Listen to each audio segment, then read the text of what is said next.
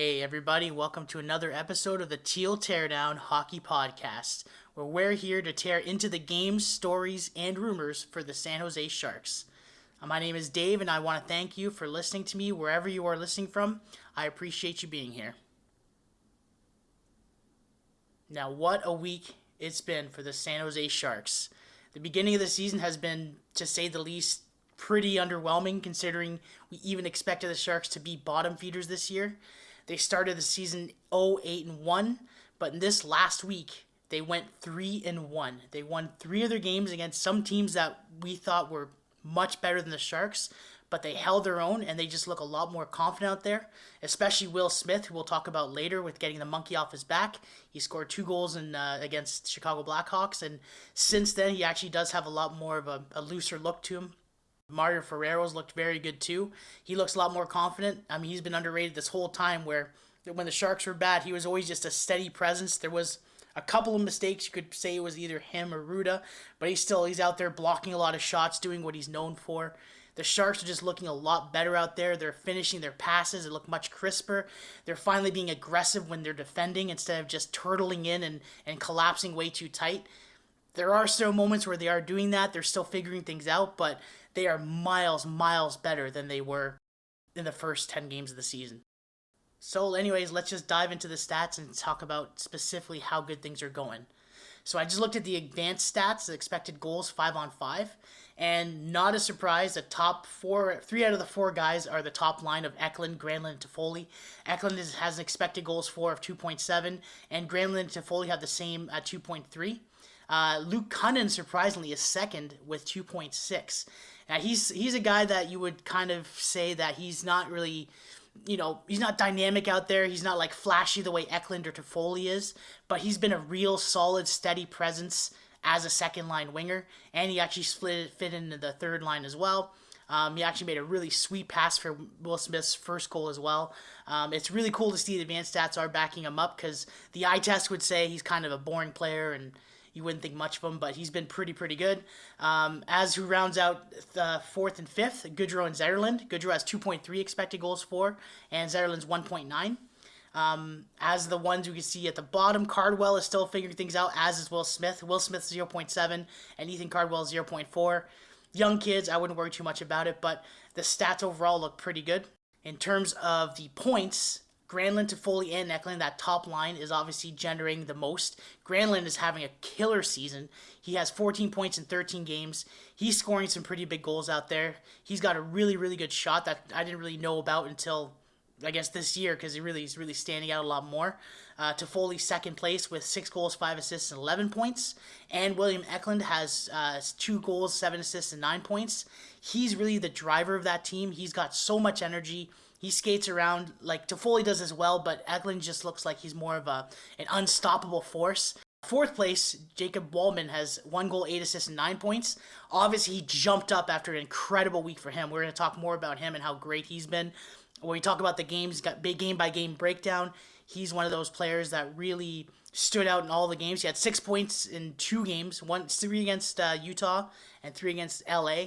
And he's just been a driving force this whole week. Not only for the goals for, but just like in terms of his physicality. He'll stand up for his teammates. He'll block shots. He was a warrior last night against Vancouver, which again we'll talk about during the game. But Wallman even is showing a lot more confidence over this last week, and hopefully that just kind of it keeps building onto that as well. He's been a crazy addition to the Sharks. Like, I was happy when the Sharks got him from Detroit, but I did not know he was going to be this good for us. Now, before we tear into each game that happened the past week, I have one big trade to announce that happened to the Sharks. As you probably already know, the San Jose Sharks acquired Timothy Liljegren.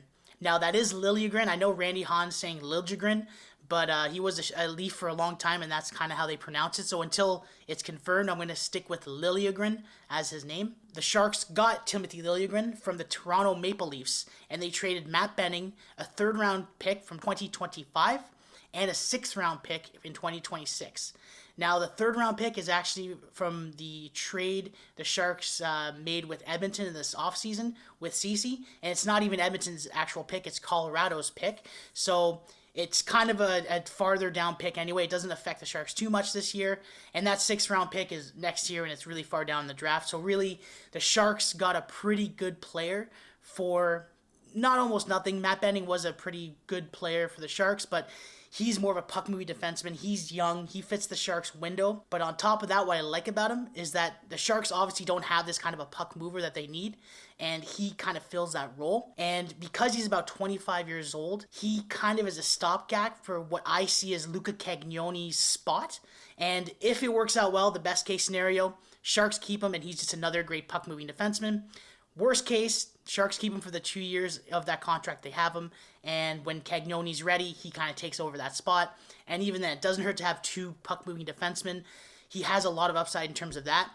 The reason the Leafs got rid of Liljegren is that he kind of just did not fit into new coach Craig Berbrue's style. He's more of an offensive kind of player. The Leafs don't really need that kind of a player. What they need is kind of bigger guys. It looks like they want to play more of a shutdown defense style. They have Chris Tanev. They have Morgan Rielly kind of in the top 2 there. So Liljegren kind of just fit his way out of the team, basically. They don't need him for the power play.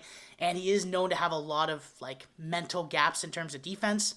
With a team like the Sharks, it's not that big a deal. We're going to make a lot of mistakes. So even though he's 25, he's kind of, you know what he is. He's going to be useful for the Sharks. He's going to drive plays. He was already in the first power play against Vancouver in his first game. He played on the first power play line. So he's the kind of guy that's going to at least drive some offense, and he did look pretty good for the Sharks. We are basically from the past we've seen, there's going to be games where Liljegren is going to look unbelievably good. You're going to think, holy crap, how did we get him for nothing? He's like a superstar stud. But then there's going to be those games where he's going to be making a lot of mistakes, and you'll be like, why are you doing that? But like I said, the Sharks don't have this kind of a player on their roster right now playing for the Sharks themselves. They needed that kind of puck-moving guy, and they got it. I think it's a big win for the Sharks. Matt Benning, he was a solid soldier for us for the first 3 seasons. One of the signings that Mike Grier made when he first became the GM. He only really played a full season his first year. Last year, he needed hip surgery in January 2024. He was out for the rest of the year. And even this year, he only played 7 games, and he did miss a few games before that trade. At the time, I remember Randy Hahn saying that it was probably due to recover for the surgery, but I think now it's more that Grier was kind of planning for this trade for a while. Obviously, trades don't happen overnight, and he probably just wanted to keep prevent Benning from getting hurt again so he could trade him away, because this is, again, in my opinion, a steal for the Sharks. And for the Leafs, they can have him as a 6'7" guy, Matt Benning. And worst case, if his hip is really bad, they can throw him in LTIR. They're rich. They don't care. As long as it doesn't hurt their cap. Matt Benning can just hide in what they call Robida Island when you're LTIR, and then just appear from the map, basically. But in my opinion, this is a great win. In terms of the contract, Timothy Liljegren has signed a 2-year contract at the beginning of the season for $3 million. And for the Leafs, it's kind of an overpay considering he was mostly sitting in the press box. But for the Sharks, as a puck-moving defenseman, just for 2 years, and the fact that Sharks aren't really in any cap trouble or need to worry about the cap for a couple of years, this is a win. Again, worst case, next year they even let go of him, and then Luca Cagnoni kind of takes over that spot.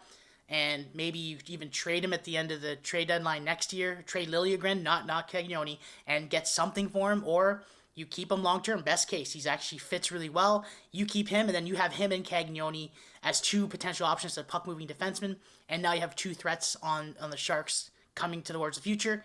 He's only 25 years old, Liljegren, so he is going to be, he still has a lot of good years ahead of him. At this point, you kind of know what he is, though. Like I said, he's the type of guy that very offensive, but he also has he has his mental flops defensively, but the Sharks do kind of have an all-around good defensive core that could probably balance out with him. I can actually see Mario Ferraro balancing well with Liljegren. Mario Ferraro has a lot of experience playing with offensive defensemen. He's played with Brent Burns. He's played with Erik Karlsson. But mostly when he first started, he played a lot with Brent Burns and had to, bail him out when Brent Burns decided to go for his Australian walkabouts out in the other side and do some crazy moves. So I think that would be the best pairing. Ruda and Ferraro haven't really worked well together. I think Ruda really has been holding Ferraro down, in my opinion, but we'll see. I think with Ferraro and him would work really well together, but we'll have to see what Borsovsky decides to do. All right, with that, let's dive into the games that happened over the past week. Starting with the game on Monday, which was San Jose against the Utah Hockey Club. Now, coming into this game, the Sharks were 0-8-1, so morale was very, very low. Nothing much was expected of this team. The Sharks were still waiting to hope for some kind of a turnaround, and this would definitely be it. So in the first period, nothing much really happens. The first 5 minutes, there was a scrum in front of the Utah net, and Goodrow sticks up for his teammates. He's just showing that, you can't mess around with any of the star players. Gunther would actually get a penalty right after. It was an interference call. He pushed CC out in front of the net, and the Sharks power play would have a very quick start. They have a new look. Wenberg was added to it, so you'd see Wenberg, Granlund, Wallman, Eklund, and Toffoli all on the power play there. Nothing would happen much of it. There was a fight. Giovanni Smith fights O'Brien. It was a planned fight, so it's not really like it was anything to do with the heat of the moment. Drew Menda mentioned that at the beginning of the game, during the pregame warm-up, they talked to each other, which means that was probably something they wanted to get going, just to give each other some energy. At this point, in the first 10 minutes, Sharks were out shooting Utah 3-1. And in my opinion, I think it was the best start we've seen for the Sharks all season, which would kind of, tell the rest of the story for the rest of the game. So it looked very, very good. And 9 minutes into the first period, Guenther would score his first goal from Clayton Keller. It was a snipe from the left slot. The weird thing that happened was the Sharks forwards were going for a line change. They left the zone, and when they came back, they were kind of trying to reformat to kind of like get into their collapse format, but it didn't really work well. They're outnumbered, and then Guenther kind of had had open space from Keller's pass and sniped it for the left slot. Kind of a mental lapse from the Sharks, something that they can fix, but it wasn't very, very good for them. And then 7 minutes later, McKelly from Cole and Schmaltz would score. It was a weird bounce from the point. It bounced off of Blackwood, and Henry Throne was kind of looking around for it in front of the net. McKelly was there. He kind of just potted in, no problem. So at this point, it's 2-0 Utah, and it looks already just like a typical Sharks game. They're going to lose it again. At the end of the period, the Sharks did look better in the beginning. They were finishing their checks. They were being more aggressive than we saw in the first 9 games. But a dumb mistake cost them the second goal, and you're still seeing these kinds of things happening, and you're kind of worrying that the Sharks, nothing's really changed. Now, in the second period, in the first 5 minutes, Logan Cooley would actually get a holding call on Wenberg. The power play looked pretty good during that power play, the first power play. They got some good cycles around, a couple of shots. The second power play came out after that, and they made sloppy plays trying to set up, but they end up getting a couple of good looks. Utah would kill that penalty. But finally, 10 minutes into the second period, Zetterlund would score the first goal for the Sharks from Gutschin and Henry Thrun. And it was a really, really nice goal. It was a power forwards kind of goal. Zetterlund skated alone from the Sharks zone into the net of the Utah net, and he just forced his way in with a nice shot and scored top corner. It was a beautiful goal. Right after that, Kostin gives the puck away from the point of the Sharks zone, and it led to another goal by McKelly from Cole and Kolyachonok. He was in out alone, 2 Sharks were covering another guy, and then McKelly had all the room just to score. That Kostin giveaway was really what gave Utah that momentum for that goal. It wasn't really good. It was really ugly. That's kind of how it is. The Sharks scored a goal right away and then immediately gave up a goal less, like a little bit over a minute. And this is kind of a theme that the Sharks would go through, especially even this week. A little bit later, Toffoli and Eklund would have a 2-on-1, but Ingram would save the shot. At this point, the shots are 21-19 for the Sharks. They're playing well, given the few of the mental mistakes, but they are still showing more aggression. They're shooting more. It looks a lot better than the games that happened before. A couple of minutes later, Ruda makes a sloppy pass to Ceci in the Shark zone. It was a missed pass. Kunnin just being tenacious to try and prevent any kind of goal from happening. Luke Kunnin looks really, really good. A couple of minutes later, Sharks are applying pressure. Granlund to Foley mainly. That line with Eklund is doing everything on the offensive zone. Benny shoots from the point with all the chaos in front of the net, but Ingram somehow finds it and saves it. Just before the end of the second period, Utah would score again. Sergachev from Kolyachonok and Logan Cooley. It was 4-1 Utah at this point. Sergachev just bombs it from the point. Nothing you could really do. Guenther was blocking Blackwood, so he couldn't see anything, and he's just way bigger than Thrun. You could see just the size difference. Thrun just couldn't fight him off in front of the goaltender, and that was it. It was a goal. Now, Sharks had a lot of momentum at the end of the second period, but the thing that stood out to me was in the second period that the Zetterlund goal was immediately deflated the Sharks' momentum with Utah's quick response and Klim Kostin's mistakes. And this is something that just seems to happen a lot, and it still continues to happen. But at the end of the period, the Sharks were out shooting Utah 27-19, so there was a lot of offensive upside to look forward to. Now, the third period was the big period comeback for the Sharks. The first 2 minutes, Grudstrom would get a holding call. There was a scrum after Grudstrom was pushed to the boards. It was a pretty weak call. Like, Grudstrom barely touched his arm, but the refs are going to call things like that. Nothing you could do. During the power play, Wenberg gets a shorthanded breakaway, but he misses the net. The Sharks will end up killing the penalty. There was a lot of great clears. Utah did not really have a chance to set up. They were fumbling the puck a lot, so it was a little bit more on Utah's messing up versus the Sharks really being good at shutting down. But when it mattered, they cleared the puck, and that's all that really matters. 5 minutes later, Kerfoot almost has a breakaway, but it goes offside. And then 6 minutes later, there's another penalty. Bjugstad would trip Ceci, and Utah would kill that penalty. San Jose had one good setup, but no goal. They had got a good cycle going on, but they wouldn't score. A couple of minutes later, Toffoli has a good shot on net, but Ingram robs him. And then the unthinkable comeback happened. The first goal of the next three first one was from Zetterlund, from Granlund and Wallman. Wenberg wins the faceoff in the offensive zone. A nice pass cycle to the defenseman all the way to Wallman, and he passes it to Granlund, and Zetterlund would end up taking the puck and shooting it and scoring. Very beautiful goal. And it's 4-2 Utah. And with 4:15 left, Blackwood was pulled. And then, with 6-on-5, Mikael Granlund would score the next goal. And this was almost the exact same play, except without the tip from Zetterlund. Granlund would get the puck from Jake Wallman again, but Wenberg would win the faceoff, it would cycle around, and Eklund would pass to Wallman, and then Wallman would shoot it, and Granlund would just rip it towards the net on the left side. And now it's 4-3 Utah.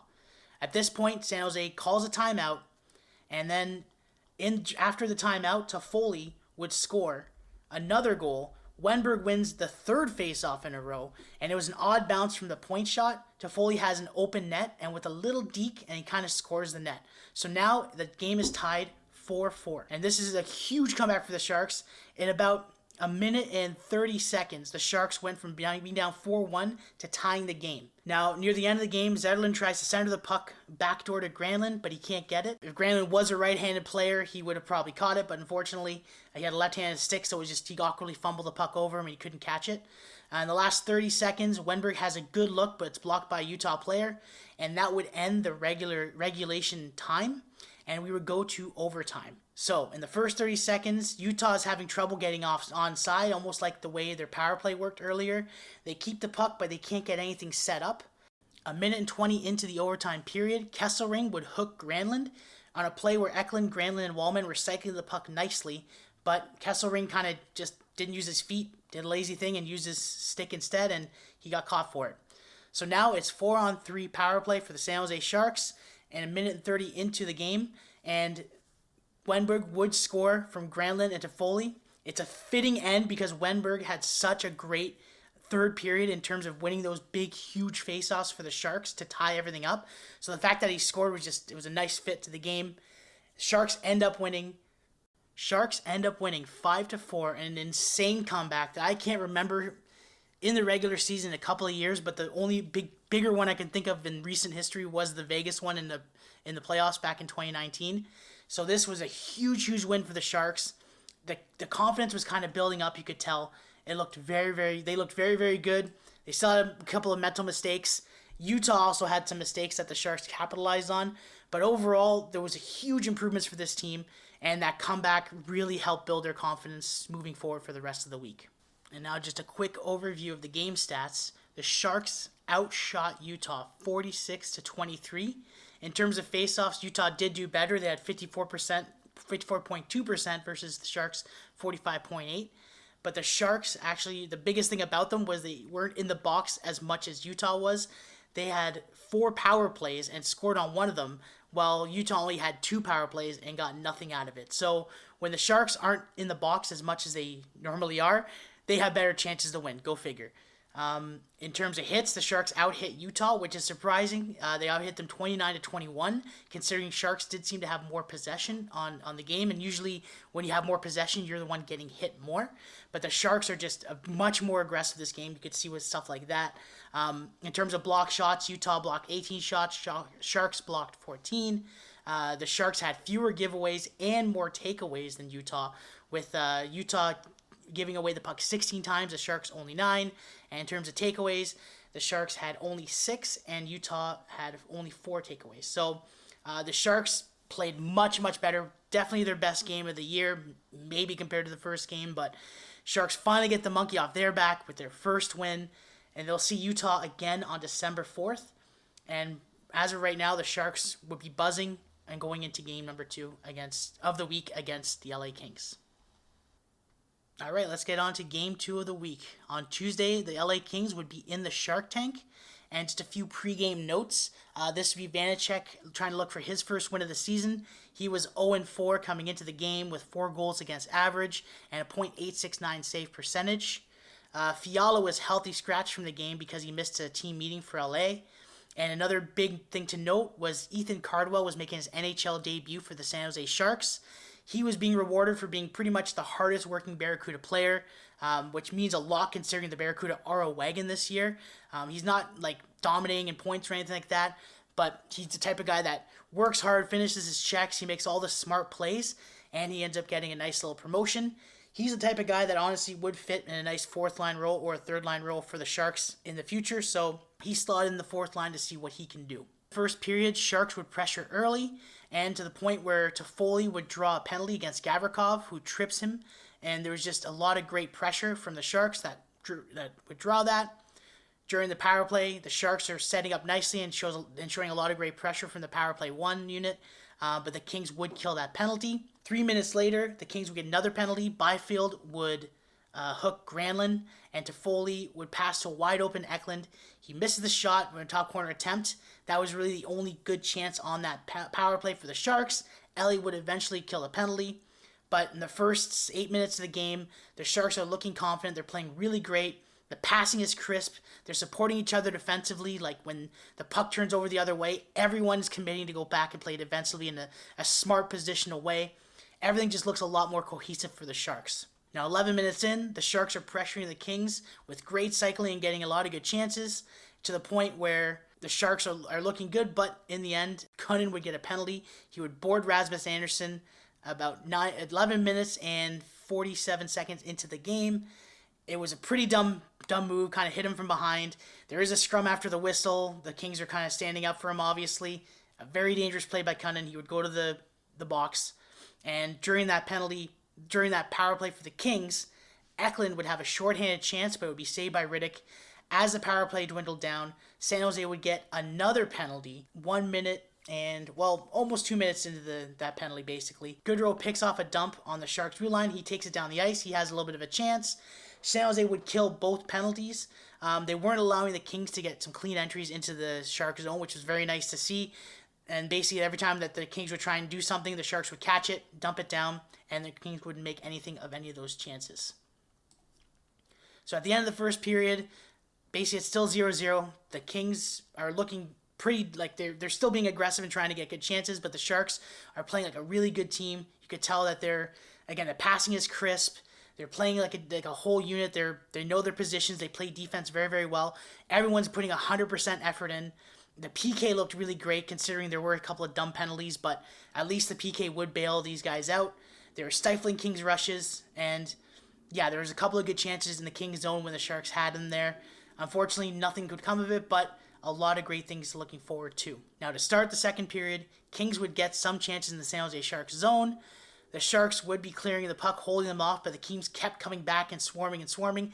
Vanecek would bail the Sharks out a little bit, but eventually this would reward them because Jake Wallman would get his first goal of the season from Sturm and Graudstrom. Basically, Sturm would win the faceoff with another great Shark cycle you saw from the last game against Utah.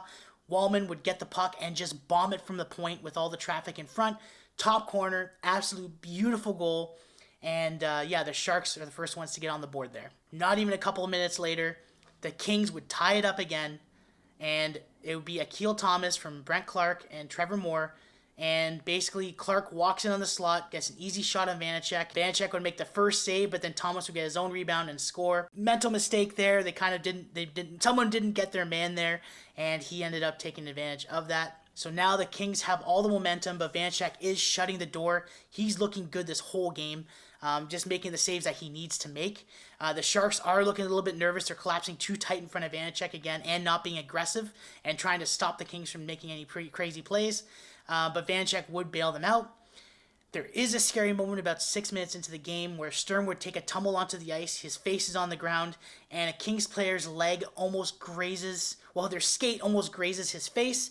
He would be lucky, he'd go to the bench, but he'd be alright. Logan Thompson later would have a good chance, his shot from the slot. Sharks can't make anything of the chaos in front of Riddick, so the game would kind of continue on with no goals happening from that, things like that. Almost 10 minutes in, Wallman coughs it up before going onside. The Kings get a 2-on-1 chance, but then turn it over on the Sharks side. Then the Sharks have a 3-on-1 chance, and Cardwell tries passing it across, but gets picked off. And then Jake Wallman would get a hooking call. And that's basically just another lazy penalty, but Wallman kind of just gets a little too aggressive with the stick. Player falls down, and then the Kings would get another penalty. Kempe gets a couple of good looks against Vanecek early, but Vanecek shuts down the door.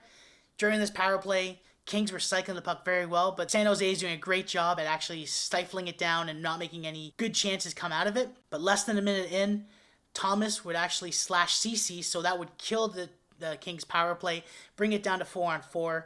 And during that time, Zetterlund gets a nice shot on goal from a nice Weinberg pass. Nothing would come of that, but during that penalty, there'd be another penalty call against the Sharks, and during that penalty with Thomas, the Sharks actually had lots of time with the puck, and Riddick was pulled, but there'd be no goals. 13 minutes into the game, there would be another penalty, this time on the Sharks bench. It would be 4-on-4 for 12 seconds, and this would be just a kind of a mental break from the coaching for once. So it's not just the players getting these penalties. During the power play for the Kings, Clark falls on the blue paint, and when the pass is coming to him, Granlund would pick that puck up and speed for a breakaway, but Granlund would actually miss the net top corner. He'd go for the top corner shot, but he completely misses the net. Sharks eventually kill the penalty. 4 minutes later, there'd be another benching minor where there was an unsportsmanlike conduct call against San Jose. Someone talked trash on the bench, and there was a referee nearby. Either it was the coaches or a player. I don't really know who. But someone said something, pissed off the referee, and then the Sharks would get another penalty. During that penalty, Kunnin has a shorthanded chance, but makes nothing of it. Sharks were clearing the puck nicely. LA had no good looks, and they were turning over the puck a lot in the Sharks zone. Later in the game, there was a 2-on-1 for the Kings. Gavrikov shoots, saved by Vanecek. Freo does a great job taking away all the passing options. Second period would end. And just to look at that whole period, the coaches did cause a couple of penalties for the Sharks there, going to show that, it's not just the young players for the Sharks need to learn some stuff. This green coaching staff also needs to figure a few things out to, prevent themselves from getting penalties. Because as we know, when the Sharks get a lot of penalties in the game, it does not fare well. But the Sharks showing they have a really good penalty kill. It obviously is a good idea to prevent these penalties from happening, but at least the Sharks, when there's not too many penalties in the game, they can show they can step up, which is very nice to see. So, 4 minutes into the third period, the Kings would get a penalty from Andre Lee from holding. The Sharks have a good chance in the offensive zone in the power play there, but the Kings clear it.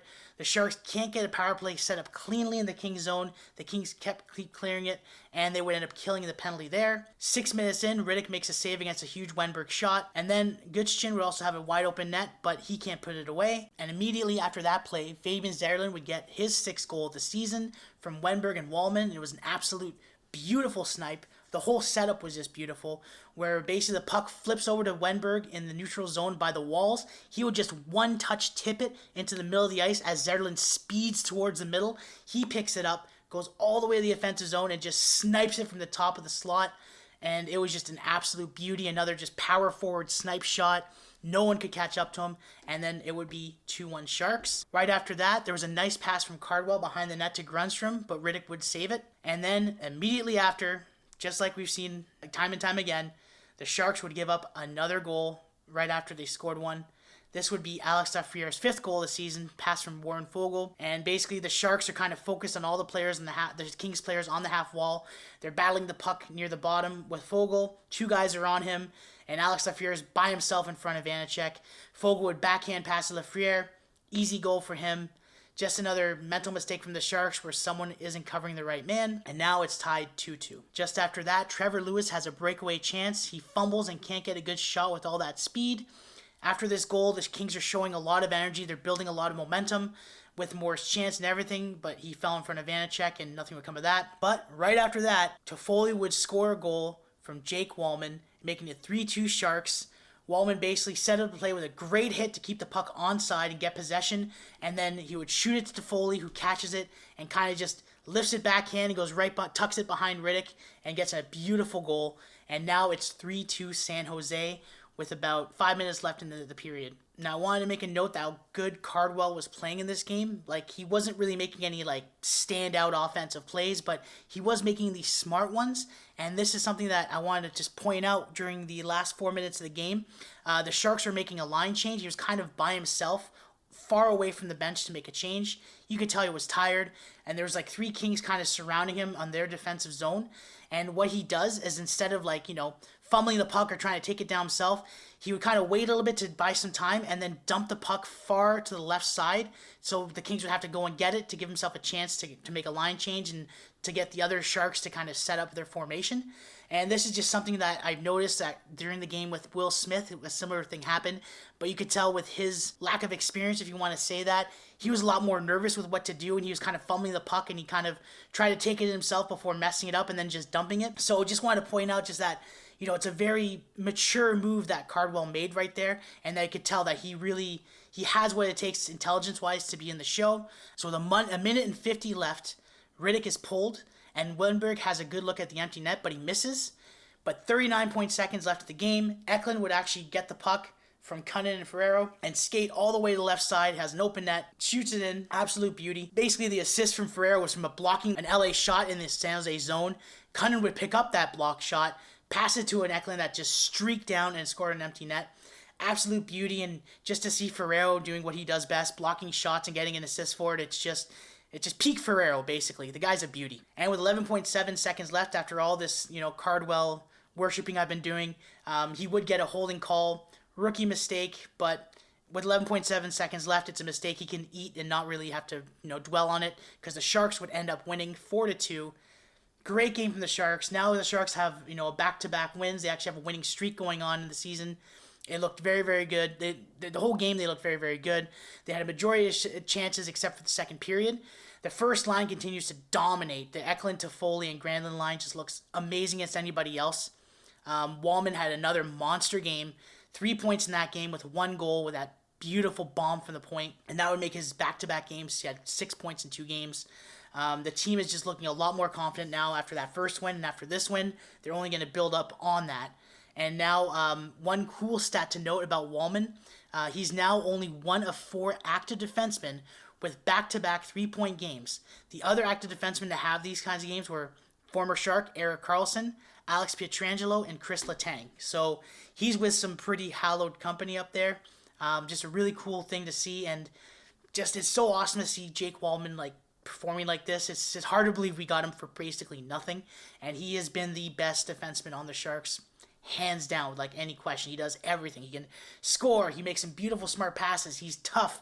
He does some great things. And in the game ahead, we're going to talk about with Vancouver. He's just such a warrior out there with the things he can do and the will he does. How could you not want to play around this guy? You cannot play lazy hockey when he's on the ice at all. All right, let's take a chomp at the game stats of the LA Kings versus the Sharks. The Kings outshot the Sharks 28-1. They also had a better faceoff percentage with 57.9 to the Sharks 42.1. No one would score on the power play in this game. The Sharks kind of fell back to their old ways. They gave up 6 penalties there. 2 of them were done by the coaching staff, basically, or just at least from the bench. Most of them were kind of dumb penalties overall. The Kings would also get 4 penalties, but nothing would come of either one. Sharks out-hit the Kings 21-15. They also blocked more shots, probably 24-11, probably most of them from Mario Ferrero. The Kings gave away the puck 13 to the Sharks 12, and they would also have 10 takeaways to the Sharks 6. So in the season series, it's now tied 1-1, and the next time they'll see each other is November 25th. All right, so the next game was Chicago in San Jose on Thursday. Nothing much to note of here before the game. It's just basically the Sharks on a 2-game win streak. They're looking confident. They're playing a lot better hockey over this week so far. Chicago is not doing great, just like the Sharks. They're at the bottom of the barrel, bottom 5 team. They were 3-6-1 coming into this game, -6 goal differential. About the same goals for as the Sharks. Both had 27 goals, but their goals against was a lot better, where the Sharks had 45 goals against coming into the game, and the Chicago only had 33, so it looks like defensively they had a lot more going for them. Now, in the first period, the Sharks doing what the Sharks do best. They're pressing early in the beginning of the game, just like the previous two games. The Sharks are really good at starting on time. They get 3 good shots on Mrazek, but he's sharp and saves them all. Cardwell actually got promoted to the second line during this game. He showed a lot of energy. The puck was flipped in front of Mrazek, and Cardwell kind of caught it in midair and tipped it onto the net, but Mrazek would save it. 6 minutes in, Sturm hustles to the Hawks' corner, and another Shark was open in the slot. Sturm would backhand pass it to him, but there would be only a weak shot in front of Mrazek, so it couldn't really get the pass through. Mrazek kind of stops it. 7 minutes in, finally, Smith gets his first goal in the league ever. He has that monkey off his back. It was from a beautiful backhand pass from Cunnin on the wall. Will Smith was completely wide open, snipes it top corner. The assist would come from Cunnin and Ceci. And like I said, Will Smith finally gets the monkey off his back. You could see immediately after he scores that goal, there was a weight off of his shoulders. Drew and Randy were talking about basically Will Smith was interviewed before the game, and he said, "This is the game I'm going to score." He was so confident about it, like more than, I guess, usual, and he wasn't wrong. He ended up scoring a very, very nice goal.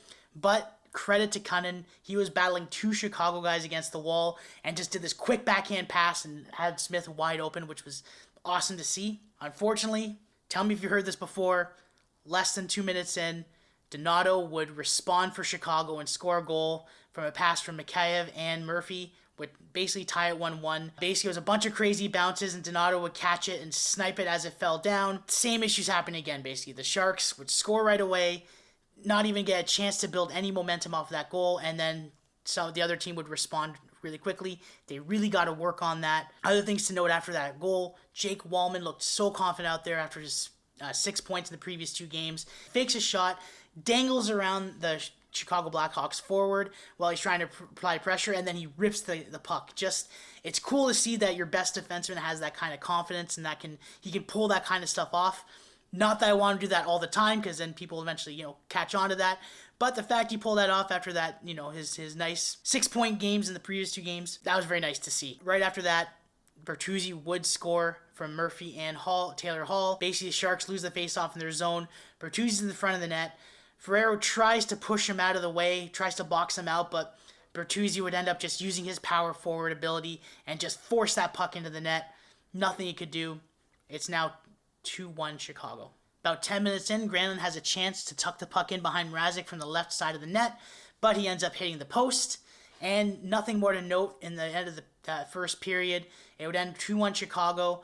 Sharks started off strong, but Chicago ended up taking the momentum after that, that goal that they scored by Donato. The Sharks, again, really need to work on holding on to their lead and just being strong with that, because that carries you to wins. That's something the Sharks still need to learn. Luckily, there's still a lot of time, young team, and they're still figuring things out. And 1:30 into the second period, Wenberg would score from Zetterlund and Wallman. Zetterlund would get a shot with the Foley in front of the net. It would bounce off Mrazek, and Wenberg would kind of just chip it in. I wasn't really sure if Wenberg froze the puck in time, but there was no whistle. So with the puck kind of bouncing between Mrazek's legs, Wenberg just gives a nice little pop, and that's a goal for them. It's now tied 2-2. The Sharks at least would hold on to this goal and keep it 2-2 for a while.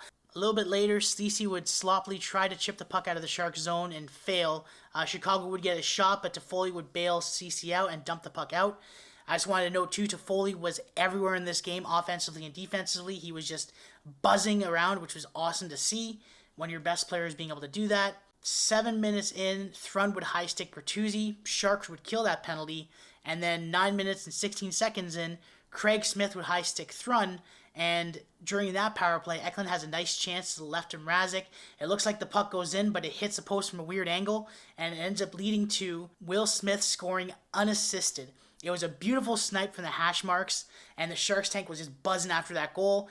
And because it was immediately after the chance that Eklund had, where it looked like it went in the net, but then we weren't sure, Smith's shot also kind of hit the top of the net just outside and kind of bounced out really quickly.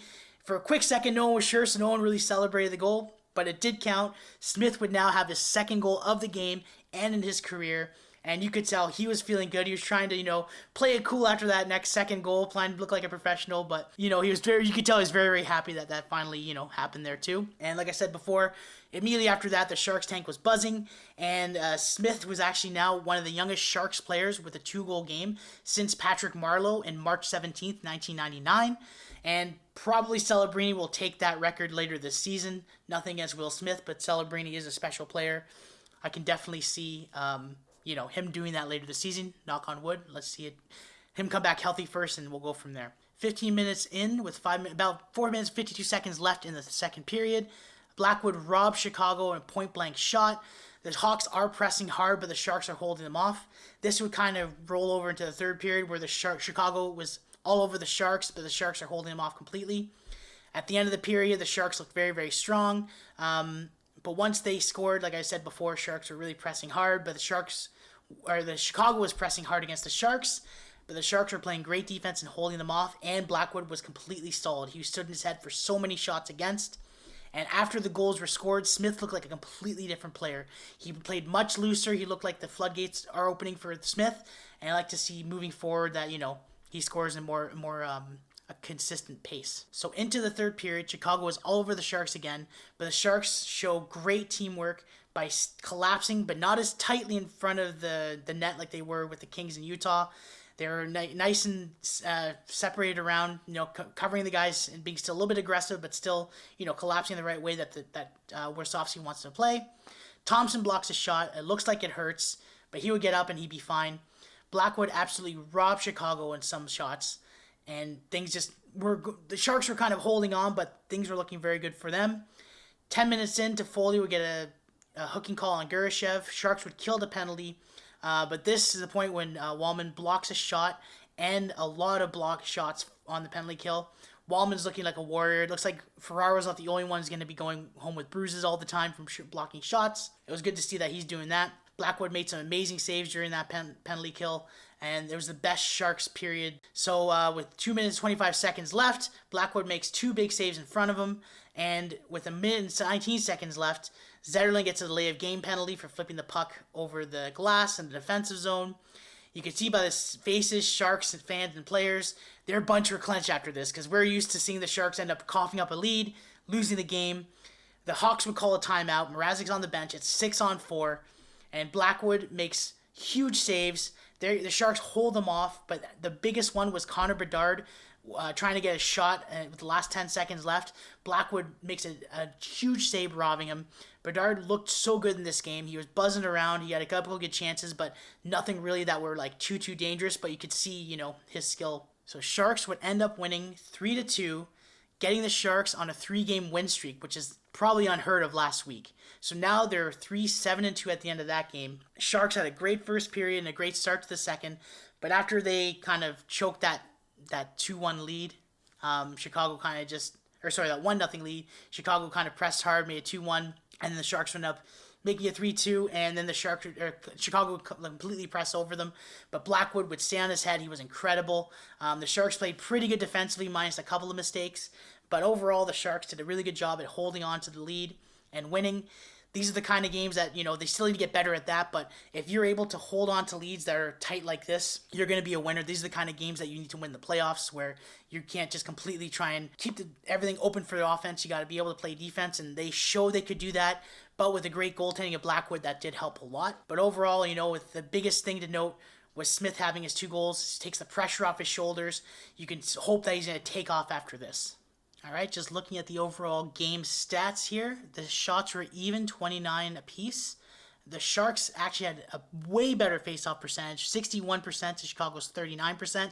Chicago being a rebuilding team, obviously they need to worry about maybe the young centers aren't as good at that yet, but they'll get better down the road, just hopefully like the Sharks will. The power plays, the Sharks were perfect for one on the power play. They gave out 3 penalties, but Chicago could not get 1 goal on their power play. And the Sharks were obviously a lot better by avoiding the box compared to the last game against the Kings. The Sharks would out-hit Chicago 20-13. Not a surprise, because Chicago did have a lot of possession near the end of that game. They blocked a lot of shots again. One of the Sharks' bread and butter, from Wallman and Ferraro especially. They blocked 26 shots, while Chicago only blocked 9. The giveaways were even at 13 apiece, and the takeaways were even at 7 apiece. The season series is tied at 1 apiece, with Chicago winning the last game last week on October 17th, 4-2, and the Sharks obviously winning 3-2. Their next game that will be able to, who's going to win the season series, will be on March 13th, so there'll be a lot of time between then for them to figure out how to beat each other. All right, now let's cover the last game of the week for the Sharks, where they would play against Vancouver Canucks in the Shark Tank. One thing I wanted to note is the last game, I think I mentioned Cardwell was promoted to the second line, but actually it was this game that he was promoted to line 2. He was be playing with Wenberg and Zetterlund. And the biggest thing to note was this is Liljegren's first game with San Jose. I just want to remind you, I'm going to be calling him Liljegren. I know Randy Hahn calls him Liljegren, but from what I saw he was with the Leafs for 5 years, he was known as Liljegren. So I'm going to stick with that just in case you guys are confused there. So the game starts, and for the first time this week, the Sharks actually look sloppy on their end. They're not the ones dominating, so they're kind of caught a little bit flat-footed, and they would need Blackwood to kind of bail them out. About 5 minutes in, Liljegren starts to show what he can bring to the Sharks, where he creates a beautiful drop pass on the offensive zone of the Canucks near the point, and he skates up towards the net to try and make a play and block Lenkinen's view. And nothing would come of it, but it just goes to show you the dynamic offense that Liljegren can offer for this team. 6 minutes in, Blackwood would rob Sutter from a prime scoring chance from sloppy Sharks defense. Then Granlund would have a decent chance on the Vancouver net. There is a 3-on-2 chance for the Sharks, but they end up missing the net. Sturm gets hurt, and he ends up getting looked at in the dressing room for a bit, but he would be back out. 10 minutes in, and Vancouver is out shooting the Sharks 5-1. They are showing a lot more aggression, and the Sharks are kind of falling into their old habits from before this week. So the first period just goes by really quickly. There's not very many whistles for the first 10 minutes of the game. 16 minutes in, Granlund has a decent chance from a rush, but Lankinen would make the save. Wallman is a warrior. He gets hit from behind the net. Then he gets up, blocks a Vancouver shot, then interrupts a Vancouver pass in front of the net. And then once he gets the puck cleared, he struggles to get to the bench. Looks a little scary. He would end up going to the locker room until the end of the third period, and he would come back in the second period, so nothing would come of it, but just an absolute warrior Wallman has been this whole week. So by the end of the first period, it's a 0-0 tie. Sharks are kind of lucky to get away with not having any goal against them because they were a little bit more sloppy on their end. They basically tried to survive the last 2 minutes of the game. The Canucks were just pouring it on, but they managed to clear it out every time they could. And just in the period, the biggest thing to note was those 2 scary moments with Sturm falling and going to the dressing room, and then Wallman right after. Luckily, both guys would be fine, and they would end up playing later in the game. So, period 2 would start, and with Sturm, after we were worried what happened to him in the first period, he actually would score 2 minutes and 37 seconds into the second period. It was a beautiful play where Sturm started off the left wall. He passes to Cunnin, and Cunnin takes a shot where it bounces off Lankinen, and Sturm would pick up the rebound and score in an open net. Another great play from Cunnin. He's just really underrated in terms of what he brings. He's not as flashy as anyone else, but he's so smart knowing where anyone is on the ice and knowing what to do with the puck. In the last game, he made that beautiful pass to Smith. In this game, he makes a smart play to give a rebound shot so Sturm can get the rebound. Absolutely beautiful goal. The Sharks would be able to hold on to this 1-0 lead for a while. 10 minutes in, Eklund fans on a one-timer chance from a Toffoli pass. Then Blackwood would stop a point-blank shot less than a minute later. 5 minutes later, Eklund would get another semi-clean breakaway, but the puck goes the other way, and Pius Sutter would get a goal for the Vancouver Canucks, making it 1-1. This would actually be from a nice draw pass from Hoglander right in front of the net. Tricks Blackwood and the Sharks defense. Pius Sutter would end up scoring. I wouldn't really want to blame anything about it's not Blackwood's fault or Sharks defense. It was just a really nice, tricky play from Hoglander that led to that. So I wouldn't really want to blame the Sharks particularly for anything, basically. And one thing I wanted to note, even though it was 1-1, the Sharks weren't playing the best hockey based on just after this week, and even the fact the Sharks still were holding on. I never felt like the Sharks were out of this game. Like, a week ago, if it was a tie game, you kind of feel like, oh, here we go again. Are the Sharks even going to get another goal? Are they capable of it? Didn't even cross my mind. It looked like the Sharks now are capable of scoring a goal. Nothing made me think that they're out of it at all completely. So I just want to make a note of that after the 1-1 tie, even though Vancouver did look to have most of the momentum for most of this game. So with 2 minutes left, the Sharks' first line had a great shift in this Canucks zone. They cycled a lot, but they couldn't get a shot. Cardwell would cough the puck up when he got on the ice from a line change, though, but nothing would come of it. The last second of the game, Blackwood makes a huge save from the Canucks in front of the net, and he just did a great job tracking the puck during all that chaos and traffic, and would end up keeping it out. The period ends with a 1-1 tie. The Sharks outplayed Vancouver in the second period mostly, which was very nice to see. There was no penalties from either team yet, which was nice to see for the Sharks' perspective, because this was, I would say, their cleanest game of the year so far. Nothing bad, considering it was 40 minutes of the game. Very big thing just to note from there, because basically the Sharks are always getting dumb penalty trouble, so that was nice to see. But it would be short-lived. So, minute 30 seconds into the third period, the Sharks have their best chance in the game so far. The puck bounced in front of Liljegren. There's lots of great cycling and shots on net with him being blocked from seeing anything. But the Sharks would end up not getting any goals from this, but it just looked very good. They could build on that. But less than 2 minutes later, Gushchin would trip Hughes. Like I said, the penalty-free game was short-lived into the third period. Gushchin would trip Hughes. Blackwood would rob Hughes from the point with the traffic in front. Canucks were showing how slick their power play is. There's clean passes, quick setups, but Granlund would get a 2-on-1 chance with Wallman, but Granlund would miss the net. Kind of a typical thing that Granlund has when it comes to breakaways or things like that. 2 minutes later, Miller would interfere with Cardwell, so this is the Sharks' first chance to have a power play, and it happened with 1 second left in the Sharks' penalty. And the cool thing to note here is that Liljegren was already in the first power play for the Sharks, which makes a lot of sense because he is now their best puck-moving defenseman. So it's common sense, so you'd want to try him out there and see how he fits, right? But Canucks would kill the penalty. There was a little bit of good chances for the Sharks, but in the end, they would get nothing out of it. 9 minutes, 10 seconds into the third period, Goodrow interferes with Pettersson. It was a soft call, but what can you do? The Sharks clear the puck with 1 minute left after Vancouver has trouble setting up their power play. Blackwood making great saves in the last minute of that power play. Sharks would kill that penalty. Goodrow makes a nice pass to Smith in front of Lankinen, but that's saved. And 13 minutes and 2 seconds into the third period, Hronek would interfere with Toffoli. And during this power play, Sharks have trouble entering the Vancouver zone. The Canucks keep clearing it. They can't get anything going. Vancouver would kill that penalty. They get a breakaway. The whole team ends up going against the Sharks. Sharks showing great back-checking, great teamwork, keeping up to Vancouver's speed. They stopped a Pettersson pass across the net, and then Besser ends up getting a breakaway and hits the post. And 4:22 left in the period, DeBrusk gets his first of the season from Quinn Hughes and makes it 2-1 Canucks. It was sloppy line change from San Jose, which, tell me if you heard that one before. DeBrusk's first goal of the season and his first goal as a Vancouver Canuck. With 3 minutes left, Canucks iced the puck, and Wenberg wins the faceoff in the Canucks zone. There are some good chances for the Sharks there, but they can't put it away. 30 seconds later, Blackwood skates the bench. It's now 6-on-5 for the Sharks. And with 1:20 left, Michael Granlund scores from Toffoli basically in his office.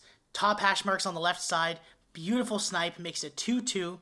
Toffoli made a great pass from behind the net, and Zetterlund screening Lankinen completely, and Granlund just snipes it from his spot on the top left hash marks. Less than a minute later, the Canucks would respond and get a 3-2 lead. Sutter would score from the slot. The Sharks are kind of collapsing again. Not too much. They gave Vancouver Canucks basically too much space to set up, and then Sutter would score from there. It's just an awful thing to see all the time. The Sharks always giving up a goal right after. It's something they really need to fix because they can't continue going with this. Like during the last game, the Chicago game, they have to find that ability to be able to hold on to a lead without completely turtling and coughing it up. It's probably a confidence thing. They'll hopefully iron out throughout the season. It's one of those things that, this season it doesn't matter as much, but you want to see this fixed over the next few years as the players get better and get better as the years go by. So to end the game, Zetterlund has a point-blank chance with a fraction of a second left, but he fans on it. And I think Randy Hahn said that he'll be tossing and turning in bed over that one tonight. I don't think it would have made a difference even if he did. I think Lankinen was just in the perfect spot. He would have caught that one. But either way, game ends, 3-2 Canucks. Sharks, you could tell that the Vancouver Canucks were the better team, that they're a more established team in this game. The Sharks held on as best they could. There were some good things, some bad things. But overall, there's a lot of good things to talk about in the game. First of all, Wallman and Sturm being okay. There was 2 scary incidents there, separate incidents. The fact they went back on the ice and Sturm scoring a goal in the second period after he came back, very good to see. The Sharks' best season staying out of the box. I think they were only in the box twice this game, and it was all in the third period. The fact that they could do that, they got to going with that and not getting too many penalties, it's something that can benefit from. Cardwell, in my opinion, didn't look amazing as a second line guy. I think he should get another shot because it's only his first game as a second line player. But I think something to try right now is putting Smith in that second line wing spot just to give him more confidence, maybe give him some more chances to get points with some better players. Right now he's playing with Goudreau and Cunnin, which isn't really, Cunnin as good as he is making passes. I think Smith is better suited with more talented players, and that would be with Zetterlund and even Wenberg in this situation. And you can also swap him out with Wenberg once in a while for faceoffs, even though Wenberg's really good in the faceoffs. Maybe you wouldn't want to do that, but just giving Smith that opportunity to play on the second line, I think would be beneficial for him. Cardwell, I don't see him as like a top six kind of guy in the NHL. He's one of those heart and soul gritty guys you'd like to see deep in the line, so he would be better suited in the bottom roles just to get used to that kind of situation, in my opinion. But he did look okay. I just don't see him as like a flashy kind of a guy in the second line. One thing I want to know as well is that the coaches changed up the D pairing early in the game a bit. Mario Ferraro was really staple to Ruda all season, but they actually switched it up where Ferraro was with Ceci a bit and Liljegren was with Wallman a lot. So there's a little bit of shakeups around there. I just want to note that was happening, and it looks like the defense are going to look a lot different now with Liljegren in the lineup. And with Makhmadulin coming back up, it's going to be interesting to see who's going to be the one that's going to be the odd man out. I'm going to guess it's Ruda. He hasn't really had the best start to the season. I don't think they're going to bench him throughout the whole season, but I think once Makhmadulin is perfectly ready and seasoned or in shape for the NHL from his AHL stint, I think that Ruda's the one who's going to be the odd man out, but we'll have to see. All right, just the game summary stats really quickly here. The shots would be in favor of Vancouver, 27-23. The faceoffs were actually favored the Sharks, which is a surprise, 51-48. Close, but the Sharks being better in the faceoff dot was very nice to see. The power plays, both teams had 2 penalties each. No one would score on the power play in this game. Their hits were 24-21 for Vancouver. Sharks would block 22 shots to Vancouver's 13. Vancouver gave away the puck 25 times, while the Sharks only did it 17 times. And the takeaways, Sharks outdid Vancouver there with 6-5 takeaways. So that was only the first game of the season between these two teams. They will face each other 3 more times, the next one being on December 23rd in Vancouver. We look forward to seeing how the Sharks, over the games shape up against this team, because I think the Vancouver Canucks are going to also get a lot better as the season goes. So it'll be really interesting to see these guys face each other again. This is kind of like a good measuring stick to see the Sharks, how they're doing, especially after a 3-game win streak. We can really see against what the Sharks are like against a really good team once they start figuring their stuff out right now. But the Vancouver Canucks would end up winning this game. Again, some bad things about the Sharks, what they did, but overall, because the Canucks are a really good team, I wouldn't say it's a very big a terrible loss. Overall, this week was very good for the Sharks. Being 3-1, considering how bad it was in the beginning. One thing is you would always worry about their scoring. It looks like they kind of figured that out. The team is playing so much better cohesively, and I'm looking forward to seeing how the rest of this season works out. I'm thinking it's going to be on the up for the Sharks, even though they're still going to be a bottom-feeding team. All right, now let's take a look at the San Jose Barracuda and how our farm team is doing here. So the Barracuda actually lost the Iowa Wild yesterday 4-1. They have another shot at them today at 4 p.m. Pacific, so hopefully they can actually turn their 2-game losing streak into a win streak. But overall, the Barracuda are not doing too badly. In the Pacific Division, they're second place only to the Calgary Wranglers, and in the whole league, they're actually 8th place in terms of points, but 5th place in terms of points percentage. Well, now the reason that's important is because the Western teams don't play as many games in the AHL as much as the Eastern teams, so it's actually based off of points percentage, and the Barracuda are actually 6-2 with a 750 points percentage for the league, so they're actually doing pretty well. They are coming off of a 2-game losing streak from their previous 4-game win streak. Hopefully they can kill that today against the Iowa Wild. So as of right now, the Barracuda are 2nd place in the Pacific Division, 8th place in the whole entire AHL. But if you really look at the points percentage, they're 5th place with .75 points percentage. The reason that's an important difference is because in the AHL, the Western teams do not play as many games as the Eastern teams, so they actually go by points percentage. But in terms of points, they're 8th place right now with 6 wins and 2 losses at 12 points, 36 goals for, 17 goals against. They are coming off of a 2-game losing streak after losing to the Wild, and they also lost to the Coachella Valley Firebirds 5-1. 2 big blowouts, which kind of looks very intimidating, but they did come off of a 4-game win streak before that. Hopefully they can beat the Wild today at 4 p.m. and kind of get off of that losing streak. Colin Graff is leading the team in points with 10 points in 8 games.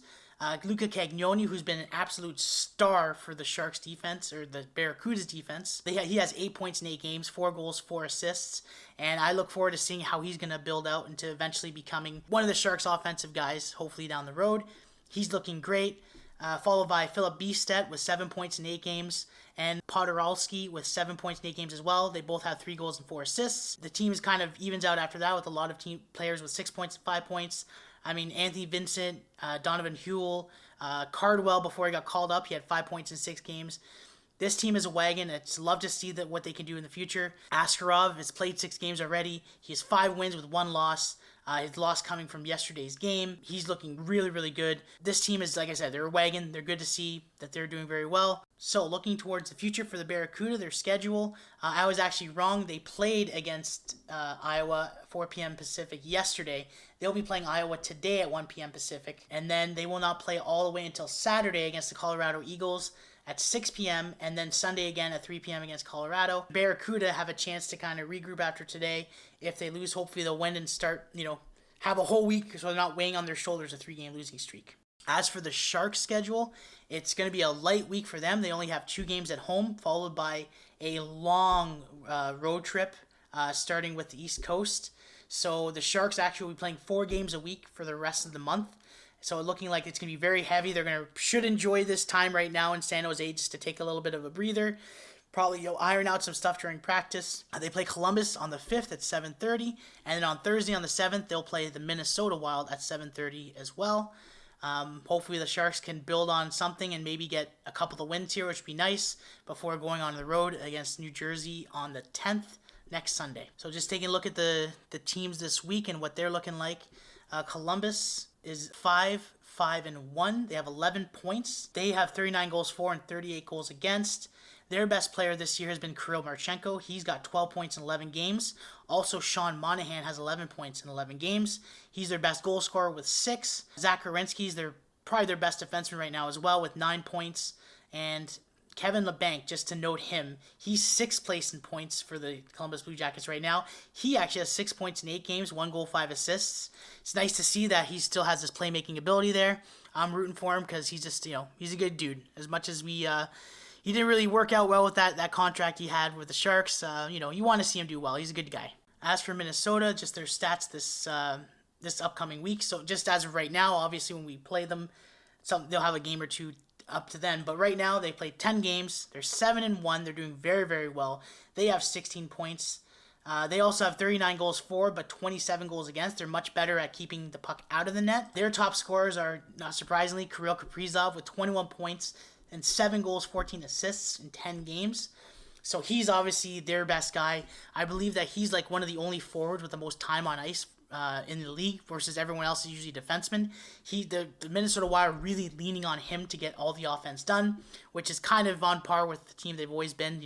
As far as I can remember, they've always had Gaborik or Parise. There'd always be that one guy that they'd have to lean on in a forward that would kind of carry the rest of the team. They're much more of meat and potatoes, the team wins together kind of players, but there's always that one guy that's allowed to do what he does, and Kirill Kaprizov is just, he's a special talent. He can do a lot of crazy things with the puck. Number 2 in points would be Matt Boldy, who actually has 12 points in 10 games. Probably playing with Kirill Kaprizov doesn't hurt. Matt Zuccarello has 11 points in 10 games. He's kind of one of those guys that's always been underrated. He gets stuff done, but he's not really he's got some skill, but he's not really like a flashy guy. But he's pretty solid veteran there. And Marco Rossi has 9 points in 10 games. He's the first line center, it looks like, for there.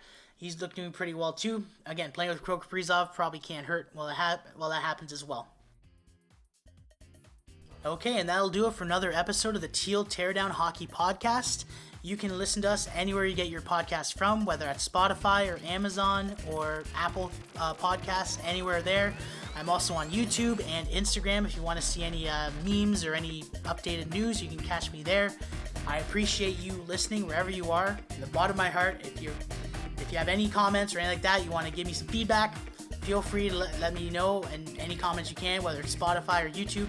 I'd love to hear from you, or even Instagram. I'm there as well. I can hear you from there. I'm also on Twitter or X, again, whatever you want to call it. So yeah, feel free to drop me a line or anything like that. And thank you again for listening, and look forward to talking to you next Sunday.